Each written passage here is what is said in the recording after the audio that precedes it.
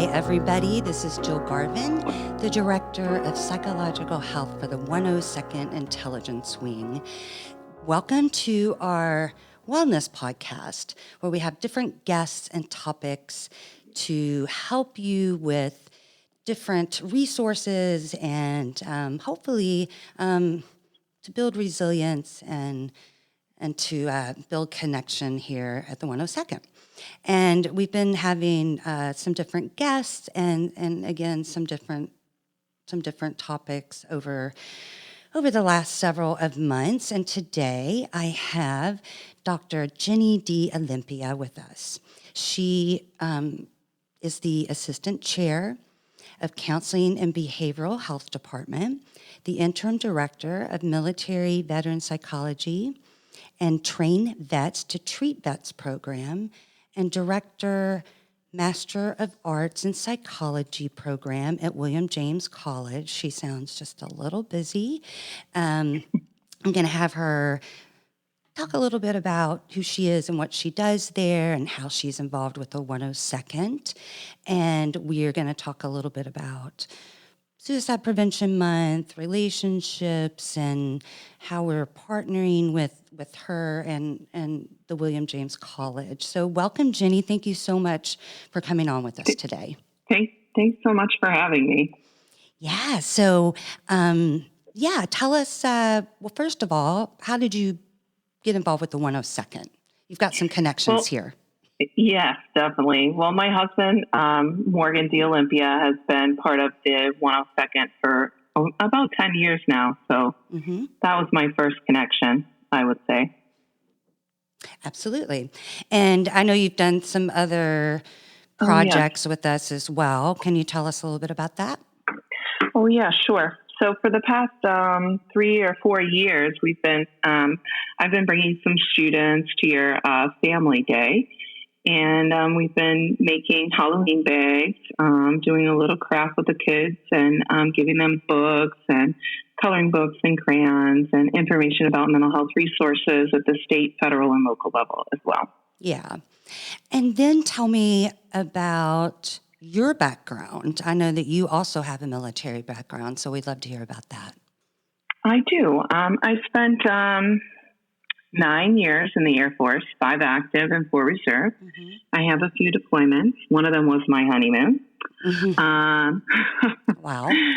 Yeah, very exciting. And I did intelligence with the special ops, and then I taught a class at the Air Force Special Operations School, and then I spent 7 years working at for the VA with returning veterans and their families in the transition, primarily focusing on our returning OEF and OIF veterans and their families. But then I went back to school and I earned my doctorate, and now I work in our military veteran psychology program at William James College, where I teach a few of our courses. One of them is about trauma. One of them is about the military family deployment life cycle. That's so interesting. How did you know? How did you become interested in that? How did you know that you wanted to go into the mental health field? Well, I would say like my first deployment, I knew that I was going to spend my 4 years active service and that I needed to start planning on what I was going to be doing next. So I looked at all the schools in the area around me, and I had my original school degree was in education. So I started looking at the possibility of guidance counseling, and the mental health track looked a little more difficult. So I decided to give that a try because I'm not one to take the easy road. So that seemed like the right choice. And then I started getting involved in internships and practicums, and I found it to be a really important mission. And so from there, I earned my master's while I was still on active duty.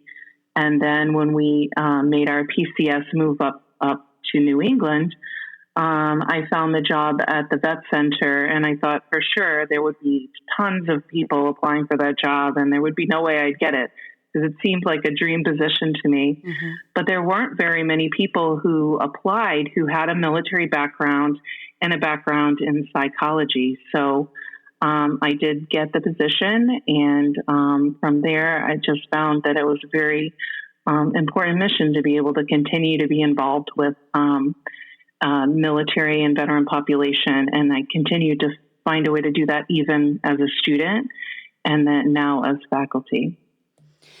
What a skill set, because since I've been here over the last 7+ years, I've had several service members that are looking into, going back to school or continuing their education, that have become interested in psychology and mental health, and have just wanted to talk to me about that field. And I have said to them, just having that skill set of having a military background and getting into mental health, is such a benefit, because I don't have a military background. And just to be able to bring that to someone, that is seeking out help is just, such a great benefit to be able to offer someone, that kind of expertise and comfort. So that's awesome. And so I would love to also hear a little bit about William James, and do they actually have, what kind of programs do they have? What is William James College? Well, William James College is a professional school of psychology. We actually work with people who have their associates to earn their bachelor's in psychology. People can also earn a master's in psychology online, or a clinical mental health counseling degree as well. We have that online, and we have that in person. And we also have a clinical psychology degree as well that leads to a license. And then we also have some other degrees in leadership and coaching, executive coaching, and as well as in school psychology and in the field of ABA. But specific to veterans, we have three basic programs at William James College. One of them is the Military Veteran Psychology Program. And in that program, we train individuals who are interested in working with the military veteran and veteran population and their families. And basically, we just have some additional coursework that gives them some exposure to materials related to military and veterans. Our faculty who teach in that particular specialization are veterans. I'm one of them. And I've been in the mental health field since 2002. So almost 18 years I've been in the field. And of that, I've worked with military most of that time.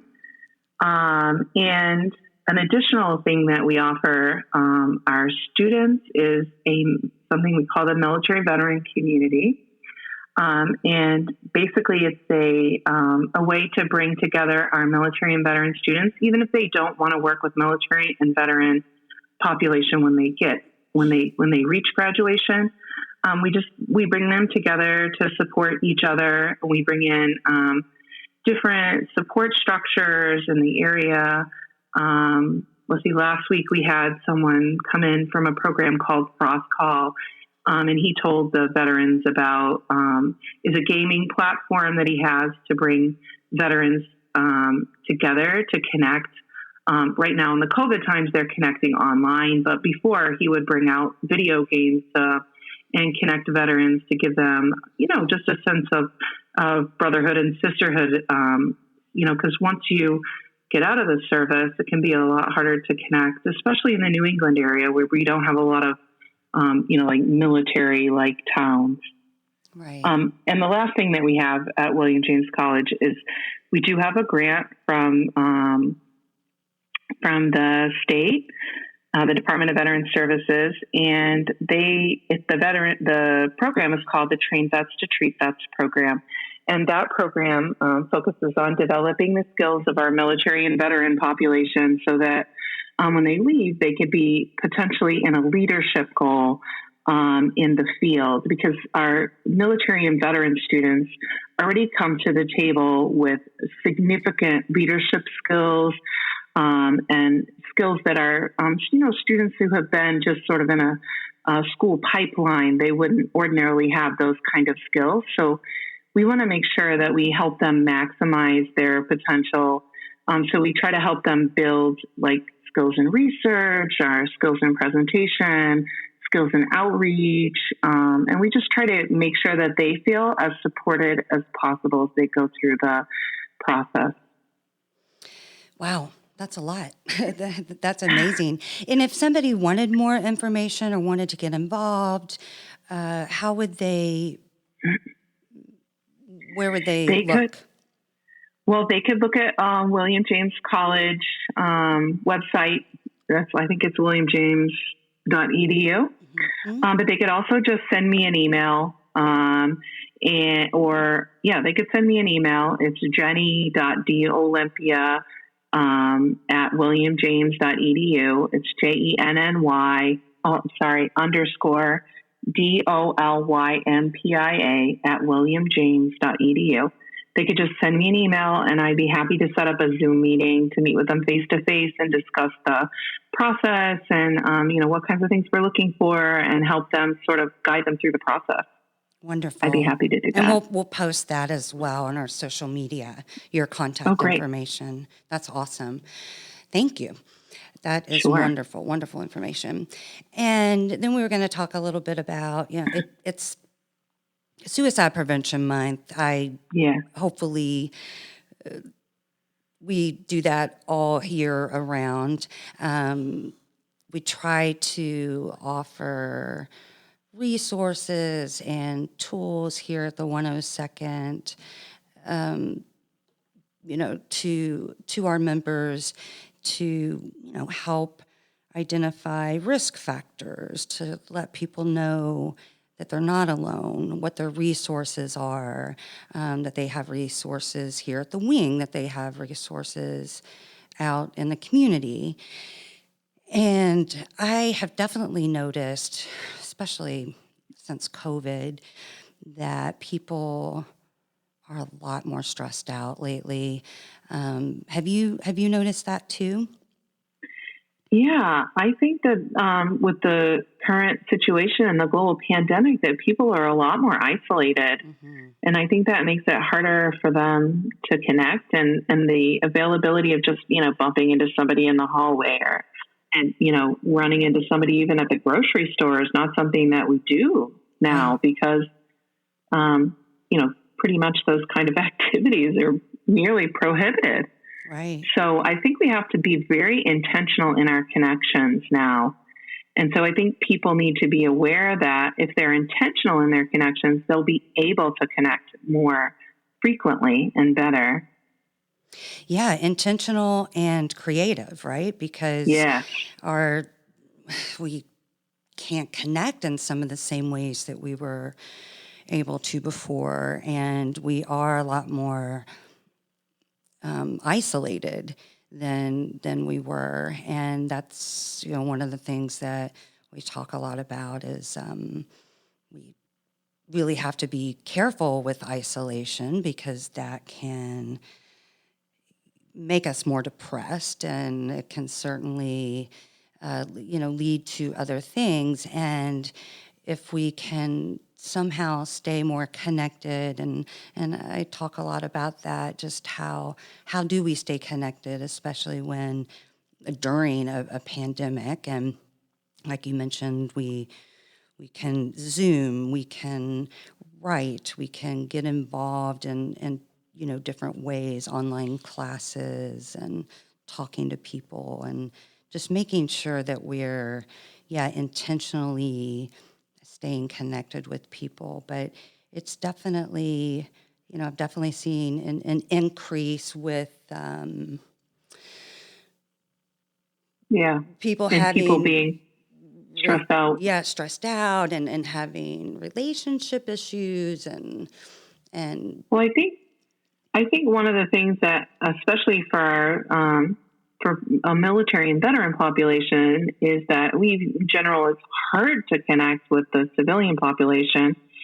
And so this sort of gives all of us like an opportunity to isolate. It's like the world is saying, oh, here's a great opportunity to isolate. You've been practicing this for your whole life. And now we're saying, yeah, do it. Yeah. But what we don't realize is that though it's really easy to fall into that, it's very hard to get out of it. And to intentionally say, I'm going to Zoom somebody every day, or I'm going to FaceTime somebody every day, so that there's some kind of, like emotional connection with the people around us. You have to do it on purpose now instead of doing it, accidentally. Yeah. Especially when you've been comfortable, you're comfortable isolating. Yeah, absolutely. And I have found, I know with myself, like when I was teleworking for a little bit, it took me a while, but I really had to have a plan, in planning out my days and be really, really intentional with just kind of how I was going to take care of myself. And when I did have downtime, because the things that I would normally be able to do when I was off, those things just weren't available. People weren't available, Yeah. So yeah, it's just so different right now. Well, I even think it might be helpful for people to have a list, like, and since everybody seems to have a phone, they could even just keep a little list on their phone of all the people they can call when they're feeling down or when they're feeling worse than usual. And maybe they could even have a list of a lot of activities that they enjoy doing that bring them joy and make them feel good. And they could just sort of go down that list when they start to feel down. I think what people who feel in despair what they don't have is a plan for getting out of despair, for coming out of that depression spiral. And so I think having an action plan, just like at your job and on all the military duties that we have checklists for everything. What if you have a checklist for getting out of despair? And then you have given yourself an action plan, and you know what you can do to get out of that space so that you aren't feeling hopeless anymore. Yeah, that's an excellent idea. That reminds me of during COVID, the Department of Defense, they have some wonderful apps, telehealth apps, and they came out with something called COVID Coach, and it's one of the best products that I've seen, and it has everything from managing stress, a mood check, finding resources. It's really fun to use, actually. Learning how to stay balanced, staying together, staying healthy, staying well. I just really encourage people to use that. You can, set goals on there and track your well-being and your mood or PTSD symptoms if you have PTSD. But it's just a really great tool to use. But yes, I agree. I think it's having a plan is super important, especially since this has been pretty persistent. It definitely is. It's been long lasting. And, like I mentioned before, I've seen an increase in a lot of relationship issues, and that's something that we're focusing on here at the 102nd. We're trying to send out some emails and different tools, different podcasts, different apps that people can use to help strengthen not just their romantic relationships or committed relationships, but just relationships in general, because that, is a protective factor when it comes to our mental health and being resilient and Absolutely. in our mental health. So I don't know. What do you, in terms? Well, for relationships, I think if you sort of think about them like you would like a bank account, you have to keep making an investment into that account so that it stays out of the red. Right. And I think a lot of relationships in this current environment are operating in the red because they don't have, they can't as easily go out on a date or find a childcare or make time for each other because, the boundaries between work and home are just so blurred. Like people are emailing at all hours of the night and day, and they're just constantly on. So I think it's harder to connect. Again, like you have to have an intentional plan. But also, if you think about it in terms of like, if your relationship were a bank account and you keep taking withdrawals, then the happy times aren't there. Like it's going to be tough. So if you can think of ways that you can sort of invest in that relationship to get out of the red, to make repairs when there is damage, because nobody's going to get it right all the time. There are going to be difficult times. And there are going to be times when people feel less connected than they usually do. And that's normal in a cycle of relationships. But if the repair doesn't happen and the reconnection doesn't happen, then it just goes further and further down in the red. Yeah, exactly. So I think, I think that people need to think about how they can repair and reconnect. Maybe they have a list of things that have worked in the past, or maybe they can just do even just a general Google search on how to connect with your partner might be helpful. Another thing that's great is that I think the 5 love languages would give people an idea of things they could use to reconnect with their partner, because I think often in relationships, we spend a lot of time loving our partners the way we like to be loved, but our partners don't always hear that if that's not the language that they can hear in the way that they like to be cared about.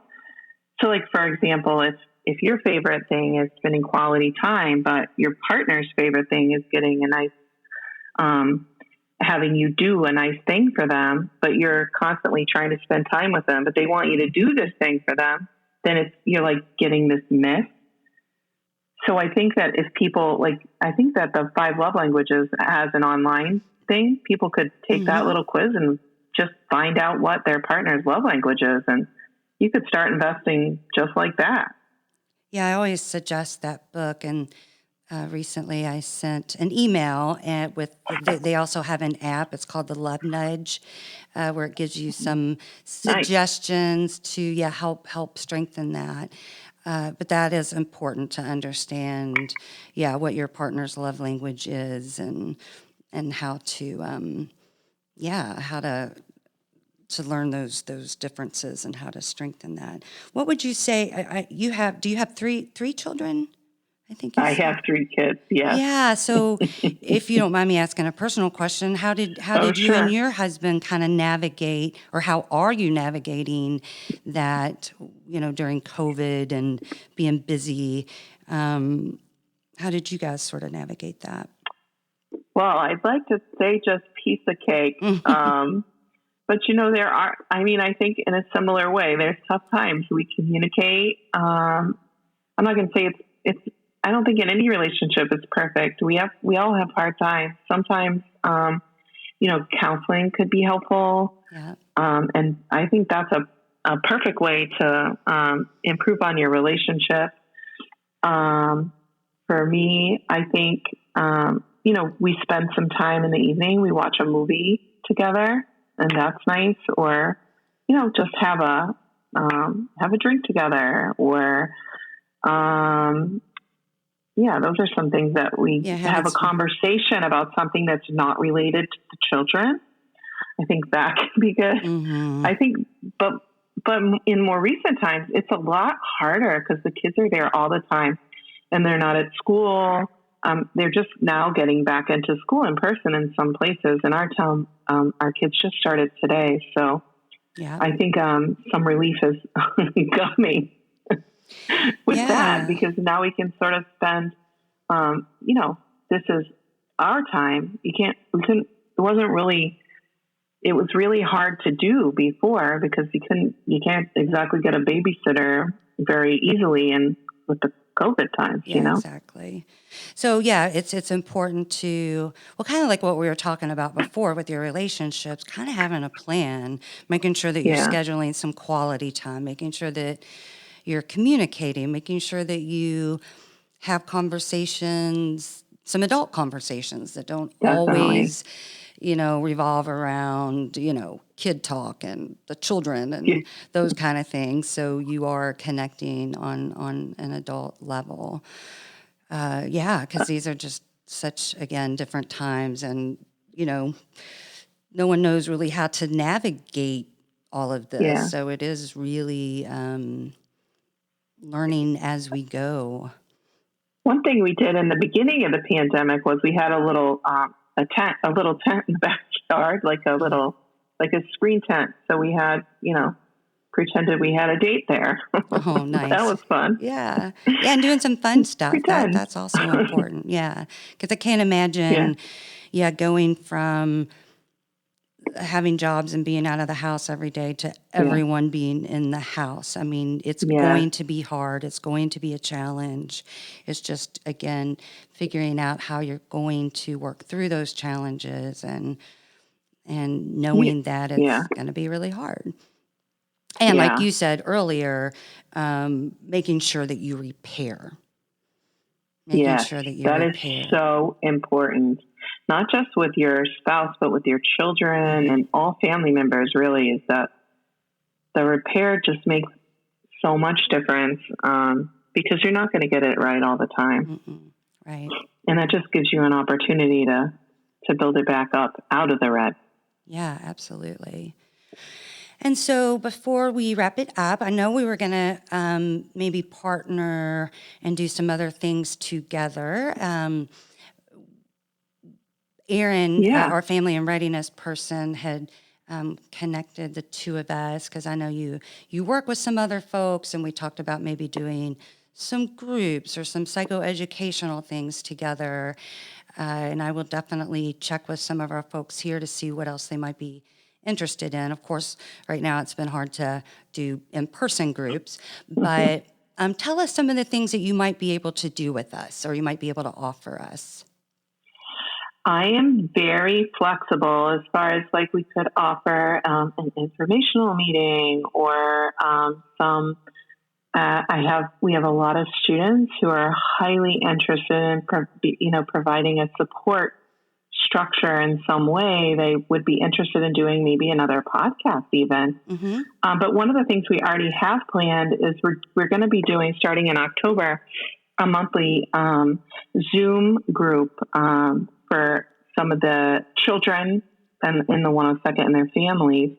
And we already handed out some crafts to some of the kids already. Oh, nice. So that they could just show up and already have all the materials. But we'll be reading them a book called Invisible Strings to talk about even though your hearts aren't together, when they're apart, you're still connected. So we'll be doing some, different sort of maybe kind of psychoeducational, but more just like on the kids level, to sort of connect them with their feelings and understand that they aren't their feelings can change and that they're still connected even when they're apart. And I think there are a few other activities that we're going to do, a helping hand as well. And then they'll put down, things about their loved one that's helpful. So Wonderful. I think that's where we're headed in the next few months. Okay, so we are flexible. Yeah, lots of flexibility and lots of potential. It sounds like. I know I would definitely love to have some more discussions around, relationship building and anything around mental health, reducing stigma, building skills, coping skills, things like that would be wonderful. And people are always open to that here, so we would love that. And I really appreciate your time and everything that you do. So thank you, Jenny. And we will put this on our social media site with Jenny's contact info. So if any of you would like to reach out to her, please do so. If you have any suggestions for us, please let us know. And thank you so much, Jenny, for being with us today. We really appreciate it. All right. Thank you so much for having me. It was a great opportunity. Thanks so much. Yes, and we'll see you back, definitely. Okay, great. All right. Take Have care. a wonderful day. Bye-bye. Okay, bye.